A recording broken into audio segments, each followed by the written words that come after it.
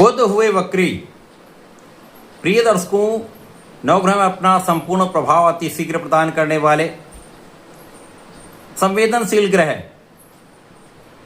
जो बुद्धि के कारक हैं, जो वाणी के कारक हैं, जो गणनाओं गणित के कारक हैं, शिक्षा के कारक हैं, कला क्षेत्र के कारक बुध हैं तथा इस जगत में जितना भी व्यापार है वो बुध के कारकत्व में आता है। इस जगत के कोई भी कार्यक्षेत्र नहीं है जहां पर बुध का प्रभाव नहीं होता है। बुध के बिना तो कोई कार्यक्षेत्र संभव ही नहीं है। अत्यंत प्रभावी, श्रेष्ठ प्रभाव देने वाले, अतिशीघ्र अपना संपूर्ण प्रभाव प्रदान कर देने वाले युवराज बुध 29 जून से वक्री अवस्था में आ चुके हैं। वर्तमान समय में कर्क राशि में इनका गोचर चल रहा है और यहाँ से ही वे वक्री अवस्था में मिथुन राशि की ओर गमन कर रहे हैं। 8 जुलाई को ये मिथुन राशि में प्रवेश करके भद्र योग में गोचर आरंभ करेंगे, परंतु यहाँ पर राहु की दृष्टि के प्रभाव में भी होंगे। 24 जुलाई तक ये मिथुन राशि में गोचर करते हुए 24 जुलाई से वक्री से मार्गी हो जाए। बुध का ये वक्री काल निश्चित रूप से अत्यंत महत्वपूर्ण है, कुछ बड़े तथा विशेष प्रभाव देने वाला है। जय श्री गणेश। नमस्कार, मैं आचार्य संजय द्विवेदी। मेरे समस्त प्रबुद्ध दर्शकों का मेरे चैनल पर हार्दिक स्वागत है। प्रिय दर्शकों, आज मैं कन्या राशि का, जो बुध की ही उच्च राशि है, बुध के इस वक्री काल का किस प्रकार का प्रभाव आपको प्राप्त होने वाला है, इस समय में किन भावों से आपको लाभ मिल सकता है, अथवा कहीं पर कोई समस्या या अवरोध है तो उसका क्या निराकरण है, संपूर्ण विश्लेषण मैं पूर्ण तर्क के साथ करने जा रहा हूं। प्रिय दर्शकों, इस राशिफल को आप अपने लग्न तथा राशि दोनों के अनुसार देख सकते हैं। अब कन्या राशि के लिए यदि हम अवलोकन करें तो लाभ भाव में बुध का गोचर चल रहा है। यहाँ से ये वक्री अवस्था में दशम भाव की ओर गमन आरंभ कर चुके हैं। राहु का जो गोचर चल रहा है वो आपके षष्ठम भाव में है, जहाँ पर इनको कार्यकत्व प्राप्त है। तो जब बुध यहाँ से गमन करते हुए दशम भाव में आएंगे तो राहु की दृष्टि के प्रभाव में आ जाएंगे। मिथुन राशि राहु की भी उच्च राशि है, जिसके कारण यहाँ पर कुछ विशेष प्रभाव प्राप्त होने वाला है। इस वक्री काल में आपका लाभ बढ़ेगा।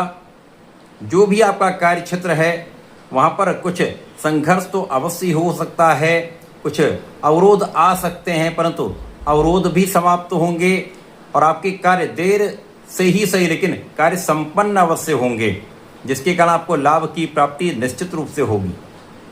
इस समय में आपकी लाभ की स्थिति जो रहने वाली वो निरंतर लाभ प्राप्ति की होगी, जिसके कारण धन की कोई बड़ी समस्या यहाँ पर नहीं दिखाई देती।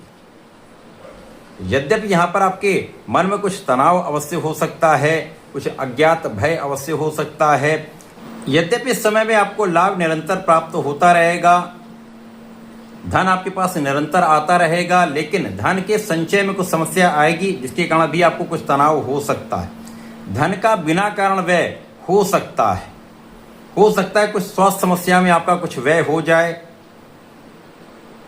आंख से संबंधित कुछ समस्या हो सकती है, विशेष रूप से बाईं आंख में कुछ समस्या हो सकती है, जहां आपको ध्यान देने की आवश्यकता होगी। इस वक्री काल में जैसे जैसे बुध दशम भाव की ओर, स्वयं की राशि की ओर बढ़ेंगे, भद्र योग की ओर इनका गमन आरंभ होगा, भद्र योग बनना आरंभ होगा, तो यहाँ पर आपके कार्य क्षेत्र की प्रबलता आपको प्राप्त होगी। निश्चित रूप से यहाँ पर आपको बड़े अवसर मिल सकते हैं। अचानक ही कुछ बड़े अवसरों की प्राप्ति से आपको अच्छा लाभ प्राप्त होता दिख रहा है। देश विदेश से जुड़कर, देश विदेश से संबंधित होकर आपको अच्छे लाभ की प्राप्ति का योग बनता है। विशेष रूप से जो जातक कला क्षेत्र से संबंधित हैं, उनका देश विदेश में परफॉर्म करने का अवसर अवश्य ही प्राप्त होगा। अच्छे अवसरों की प्राप्ति से अच्छी इनकम होने वाली है, आय में वृद्धि होने वाली है। परंतु इस समय में आपको बहुत विवेकशील रहना होगा। इस समय में आपको बहुत संयम के साथ व्यवहार करना है, संयम के साथ आपको कार्य करना है, क्योंकि जब भी बुध पर राहु का प्रभाव होता तो जड़ दोष बनता है। जड़ का अर्थ है स्थिर हो जाना। यद्यपि यहाँ पर बुध महाबलवान होंगे और राहु का प्रभाव इनकी जो तीक्ष्णता को बढ़ाने वाला होता है, अर्थात आपके बुद्धि बल को तीक्ष्ण करने वाला होता है। तो यदि इस समय आप विचार करके कुछ भी करेंगे जल्दीबाजी में कोई कार्य नहीं करेंगे, एनालिसिस करके कुछ भी करेंगे तो समस्या किसी प्रकार की नहीं होगी, आपको लाभ बढ़ेगा। लेकिन यदि आपने जल्दीबाजी में कोई कार्य किया, बिना विचारे किया, तो पछताना पड़ सकता है। ये राहु का बहुत बड़ा दोष है, जो जड़ दोष बनाएंगे वहाँ पर यदि आपने बिना संयम, बिना धैर्य के कोई कार्य किया, जल्दीबाजी में कुछ कार्य किया, तो वहाँ पर अवश्य ही हानि होती है या समस्या होती है या अवरोध आते हैं, निर्णय आपके गलत हो जाते हैं।